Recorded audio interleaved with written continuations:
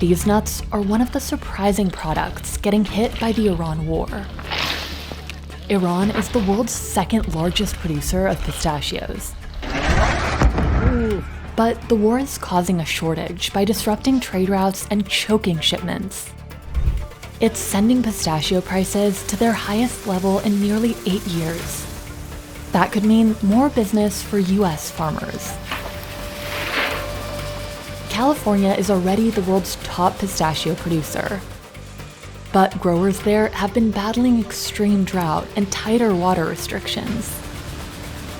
Now, experts say that pistachios could get so expensive, trendy recipes like Dubai chocolate may have to change or disappear altogether. And it's already hard for Iranian restaurants in the US to get pistachios from their homeland because of sanctions. Right now, people don't even use pistachio for their typical traditions, let alone to use it abundantly on a pastry. It would be exuberant.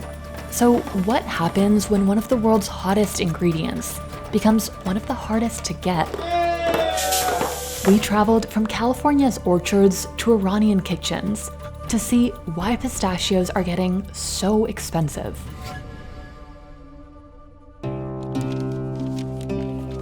Pistachios aren't native to California. Their origins can be traced back to Central Asia and the Middle East, where people have eaten them for millennia. The region has a climate similar to California's, with mostly dry summers. These plants have always been picky, so big harvests were hard to cultivate, even in their native land. Pistachios were regarded as a luxury, mentioned in the Bible as one of the choice fruits of the land. Around 330 BC, Alexander the Great conquered the Persian Empire and brought the nut to the Mediterranean. Pistachio farms began popping up in Italy and Spain, and by the 1800s in France. A seed distributor named Charles Mason brought the first pistachio nuts to California in 1854. In the years that followed, many tried to cultivate trees here, but they didn't take well to California soil and barely produced nuts. However, the US Department of Agriculture liked that pistachio trees could survive droughts. So in 1929, it sent its botanist to Iran to find more productive seeds. He brought back thousands, and eventually one thrived. He named it Gedman after the Persian province it came from. Over the next century, an entire industry grew in California from that single Iranian seed. Today, some of the oldest pistachio trees in the state can be found at Keenan farms. They were planted before 1972. The industry was almost literally non-existent. Bob Keenan and his father Charles started farming pistachios on just 100 acres. Nowadays, the family gathers nuts from 20,000 acres. My father and I would laugh, going, can you imagine we'd ever be something like that? To grow this many nuts, they need fast machines. Like these, that can shake off as many as 15,000 pistachios in just 5 seconds. Only trees with long, healthy roots can withstand the force. They're so big that sometimes it's even hard to shake them because they're just such a large trunk. It takes so much force and energy. Zach Raven oversees the harvest. That kind of just tells you they're ready right there when the hole we call slips right off. It takes about 7 trees to fill one bin. The goal is to process 130 of these trailers by the end of the day. And this goes on for 8 weeks. Pistachios are one of the most expensive nuts to grow. Farmers can spend about $20,000 per acre before a single pistachio is produced. You're putting so much investment in watering it, giving it nutrition, pruning it. It's a risk. It's a gamble for all growers. And it takes 6 years for these trees to produce nuts, twice as long as almonds. That's a long time with not getting anything in return as a grower. Unlike other nuts, which produce both male and female flowers in a single tree, pistachio plants have just one or the other. Only the females produce the nuts. the crop needs plenty of water during the summer to yield a big harvest. 1 acre takes more than 1 million gallons of water. That's enough to supply 10 households for a year. It's always about timing when it comes to these trees, giving the right amount of water at the right time. Throwing off this balance can leave up to half the pistachio shells empty. A lot of them are blanks, and there's a blank right there. Keenan's first commercial harvest in 1976 was just 500 pounds. Today, the company produces millions, more than the entire state's first industrial harvest in the mid-70s. Back then, Iran still dominated the industry, exporting 20 million pounds of pistachios a year to the US. But things started to change after 1979. Several hundred Iranian students seized and occupied the American embassy in Tehran. They held 52 American workers and diplomats hostage in what's known as the Iranian hostage crisis. In response, the US restricted imports on Iranian pistachios. That opened up a market for California growers. A lot of like-minded farmers invested their time and energy and resources into building an industry.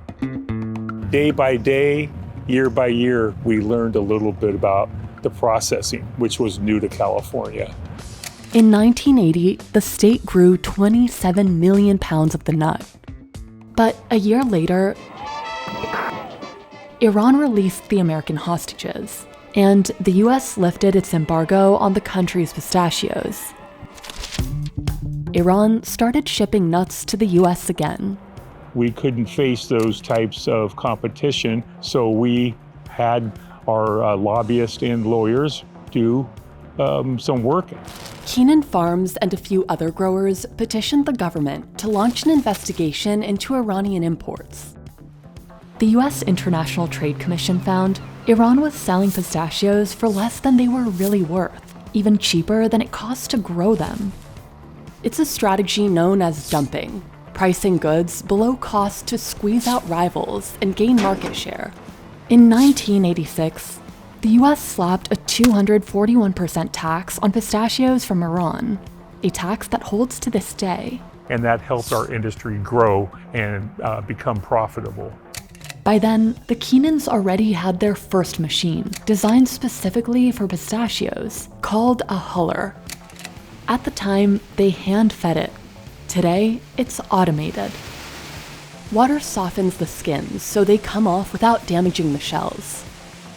Once they're dry, Keenan stores the pistachios in these silos.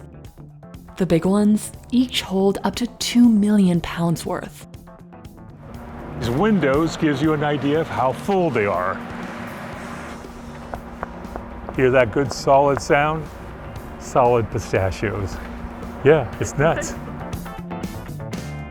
And all those nuts have to get processed.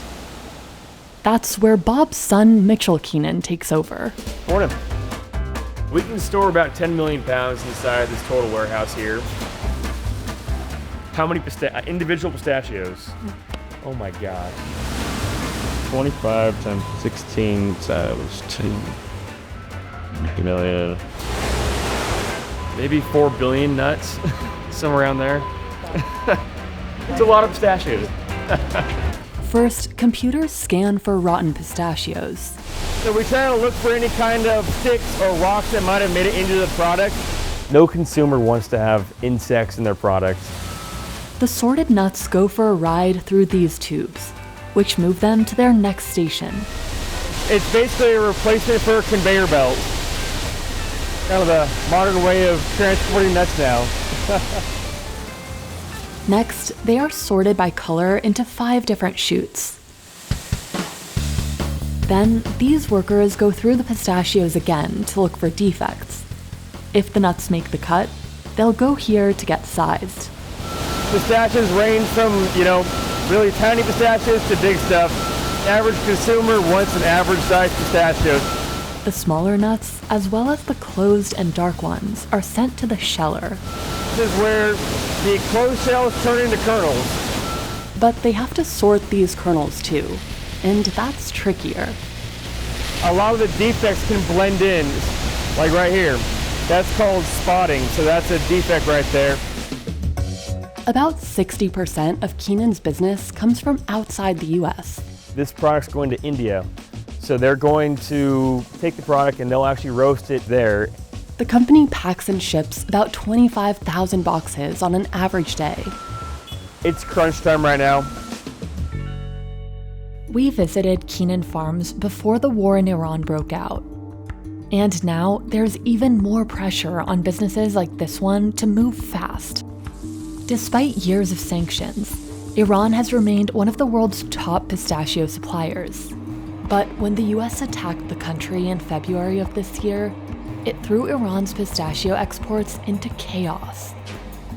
By March, shipping lines were canceling deliveries, triggering a global shortage. Pistachio prices have already jumped about 50%, hitting their highest level since 2018. This could open the door for the world's biggest producer to gain ground: Wonderful Pistachios. The company farms the nut on 60,000 acres, an area about twice the size of San Francisco. I am out here generally a couple times a week. Rob Raceborough runs Wonderful Orchards for its owners, the Beverly Hills billionaires Stuart and Linda Resnick. I started out as the Resnick's banker, and so I financed their first purchase of a pistachio orchard in 1986. Stuart said, well, this is a fantastic product, but the U.S. consumer is unaware of its health benefits, and so he took it upon himself to introduce consumers to a new product. At that time, I certainly didn't, and I doubt the Resnicks ever thought that they would become the largest pistachio grower in the world. In the early 90s, California's entire pistachio harvest grew on just 50,000 acres, smaller than Wonderful's orchards today.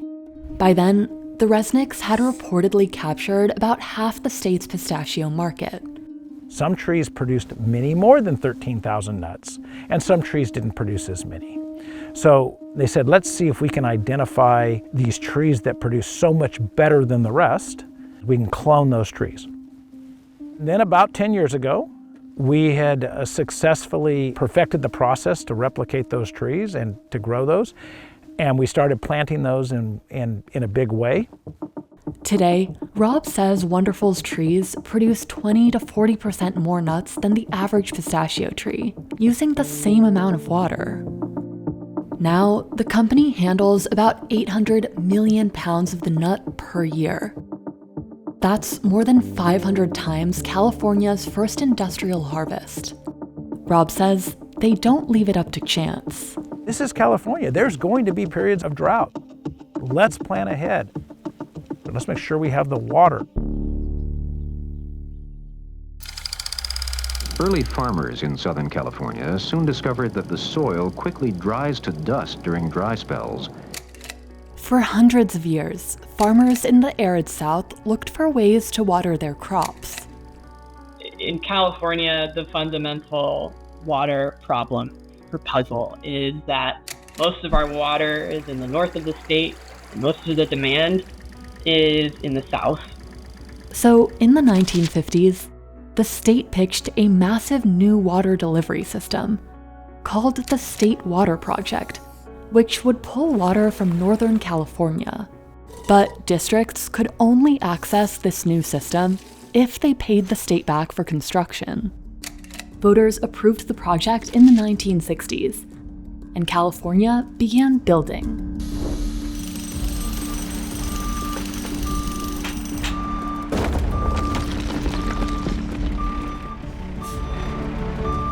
With hopes of more water coming their way, farmers began planting more crops, including what are called perennials, like pistachio trees, that don't need to be planted annually. They can survive droughts, but to produce a harvest that's profitable, they need a lot of water. Otherwise, that loss is, millions of dollars, depending on the size of your ranch. We have to keep watering them. We can't stop because the financial outcome would be just too huge. But farmers soon learned the state had been overly optimistic, estimating that the project could deliver up to 4.2 million acre-feet of water per year, when it would eventually supply much less than that. The state couldn't build every canal it had originally planned, and other regions already had contracts to pull from the same rivers. We also have water rights holders that have obtained their water right before 1914, when we actually started keeping track of it, meaning they will take their share out first.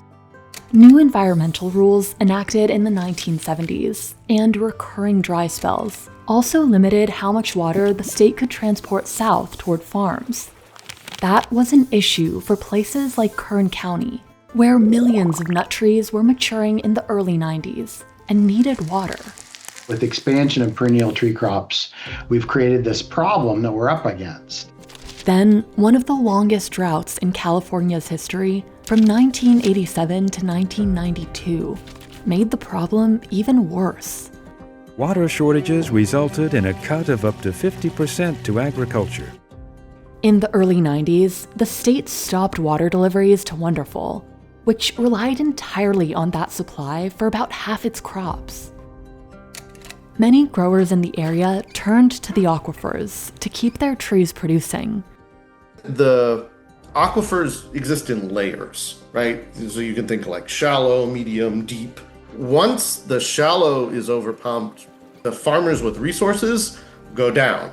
So the other major impact of overpumping is that domestic wells that serve people's homes and, local businesses, and they run dry, right? And then you're talking about people with no access to water. That's been a huge issue. But even farms, including Wonderful's, couldn't pump what they needed because groundwater supplies were low in large parts of Kern County.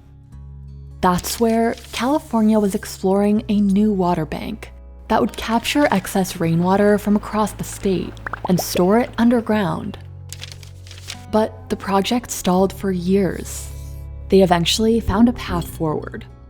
A new entity called the Kern Water Bank Authority would take control. It was made up of local water districts, agencies, and a private company owned by the Resnicks, who gained about 57% control. According to Wonderful, it earned this share by paying off part of the $50 million it says was still needed to get the bank running, and by giving up some of its water deliveries, which the company says would be worth over $170 million today. In the 90s, very few people wanted to give up entitlement to take this risk on an unproven concept of banking water. Stuart Resnick said, okay, I'll take a chance. The investment paid off fast. The company, whose pistachio crop was about 250 times the size of most growers, now had access to a system that could store billions of gallons of water in rainy years. And as luck would have it, in the mid-90s, California logged some of its wettest years on record. We've always said, let's not max this out. Let's always make sure we have enough resources that we can be sustainable when dry periods come. Many still object to Wonderful's outsized share, because court documents indicate that the state had already invested around $74 million to develop the bank, partly using residents' water bills. And now, the main stakeholder is a private company. It's public water that we've paid for that in times of plenty should be stored for the public, for the people. There are players in the system that have a disproportionate level of power. The Resnicks are not the only such private interests involved, but they happen to be the largest ones. That's stirred up a century-long debate. Should water rights be privately controlled? Do you think it's ethical? I think it's important that people always have water. There's been a lot of misinformation about the Kern Bank, especially during state emergencies. With regard to the wildfires in LA earlier this year, for example, LA gets its water from a completely different source, but it has absolutely no connection to the water that the wonderful company owns or controls in Kern County. That's because there's no direct infrastructure to quickly move the water from the Kern Bank to where firefighters needed it. But the Department of Water Resources did clarify that the Kern Bank does help supplement state water deliveries to many public entities during periods of drought. Meanwhile, environmentalists say focusing only on the Resnicks misses a much bigger point about the state's water management. As the State Water Project shows, if they promise water that doesn't exist and have us try to pay for it, the environment's getting trashed and the wrong kind of crops are being grown, and there's no water for it. The Department of Water Resources told us its water project was designed with the best data available in the 50s and 60s. It also said that even though deliveries will likely keep shrinking, the state is working on new infrastructure to keep water flowing as droughts get worse. Still, in the rat race for more water, small farmers are suffering. Rebecca Kasser has watched her family's land dry out. She helps run Avalor Moor Farms in the Central Valley. Just 9 years ago, her land was filled with pistachio and almond trees. We were 100% planted out, meaning that all of our acreage had something growing on it. But her district has younger water rights, so when there's a drought, growers here are among the first to see cuts. Farmers used to be able to pump enough groundwater to keep their trees producing during droughts. But in 2014, California passed a law called the Sustainable Groundwater Management Act, or SGMA, which barred growers from pumping more groundwater than natural sources like rainfall could replenish. In some districts, each piece of land was assigned a set number of water credits. But that often wasn't enough for thirsty crops. So to keep their trees producing, farmers left some fields unplanted, a process called fallowing. We fallowed out over 60% of our farm so that we'd be able to have the water in order to irrigate our plantings. To save their pistachios, some farmers were forced to buy more land just to collect extra water credits, and left the new fields unplanted. So we started picking up more fallow acreage, 20 acres here, 20 acres there. Ultimately, SGMA could take about 900,000 acres out of production in California's main crop-growing region by 2040. That's roughly 20% of the irrigated farmland in the San Joaquin Valley. Reports project that much of the remaining cropland could go to nut plantations, like pistachios, with acreage expected to grow by about 40% between 2023 and 2031. Folks that have the water are using it on their high-value tree crops to the detriment of other things. California doesn't just produce, the majority of the nut crop. California produces the majority of the fresh fruits and vegetables in the country. And if the ability to do that gets impacted, you're going to start to see price shocks. As for which crops take the biggest hit, is very much a function of whether any of the farmers have more or less access to whatever surface water is available.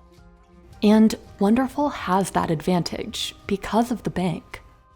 The best thing about the water bank is it doesn't use groundwater. It uses stored surface water. It's a tool that you can use to manage through droughts.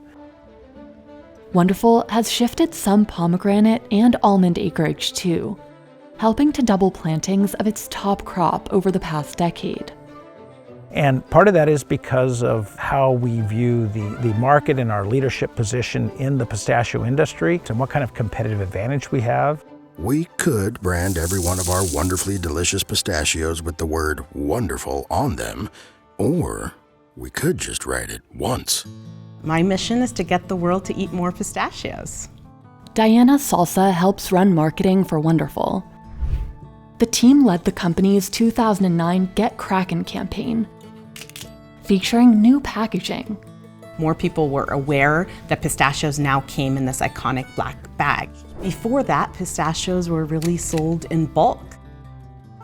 Within just a few months of the launch, Wonderful's sales surged more than 220%. That honey? We invest millions of dollars consistently to make the whole world aware of pistachios. By 2016, the US was dominating the global supply, outpacing Iran, and has remained the top producer ever since. The Resnicks have invested over $1 billion to be able to handle the demand as our supply and trees continue to grow.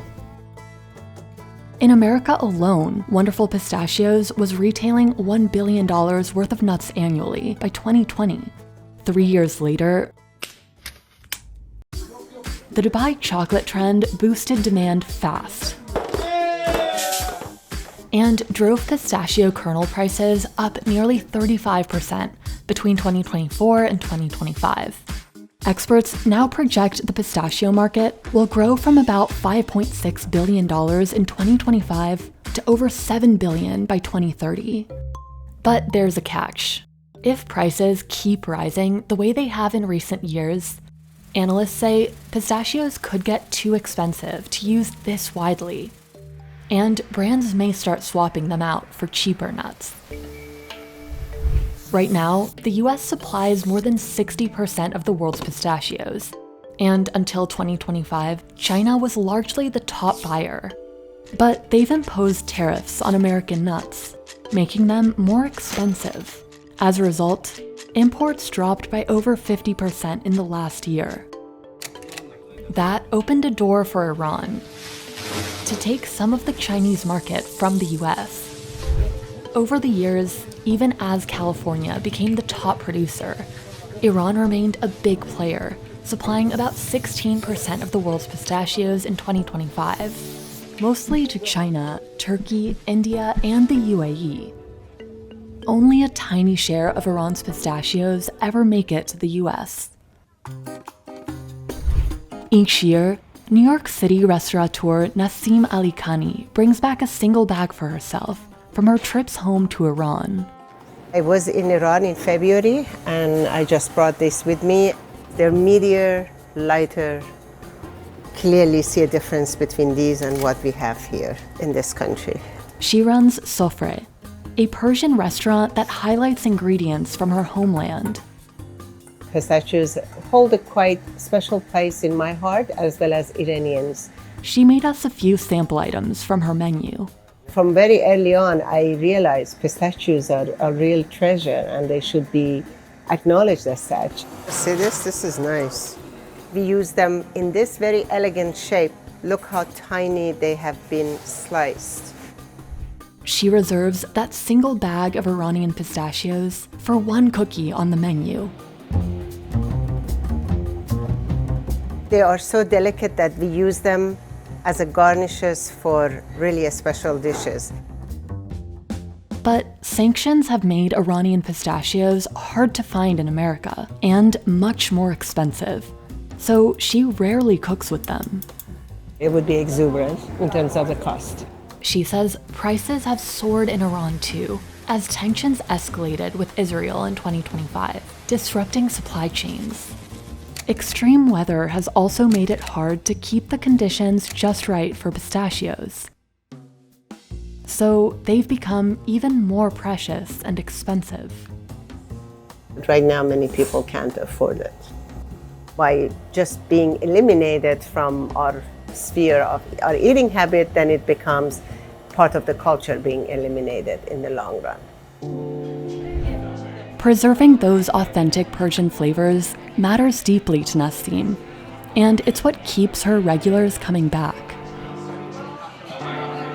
When I think of Persian food, I think about pistachios. There's a really special connection that I want to pass on to my daughter, and coming here is such a wonderful way to share a part of my culture with her. I think we didn't have access to Persian ingredients. We lose out on the things that make food rich, the things that make food zesty. I live for pistachios. I'm Syrian. I was born in Syria, and they're very big on pistachios. It's a very nostalgic The restaurant's most popular dessert, saffron ice cream, is made with California pistachios. But Nassim still uses them sparingly, acutely aware of the true cost of this nut. It's been a pattern in this country that we get somebody else's seeds and we grow it and we make it bigger. I'm sure that somebody's suffering. Maybe a small farmer is suffering. Maybe land is suffering. Something is not right because these pistachios are kind of inexpensive for what they should be.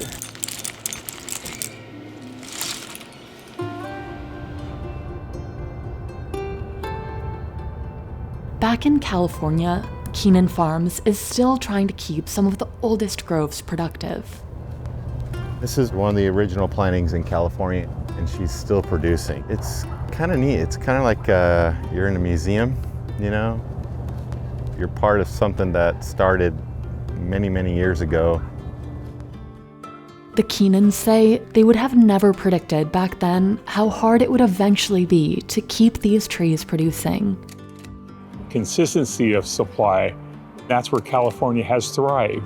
It has grown its production to meet the needs of all countries around the world. And that creates the demand even against competitors such as Iran. But that demand means farmers need to keep up, no matter how challenging that may be. So as a smaller farm, we've had to be really innovative and resilient with regards to the water issues that we're dealing with.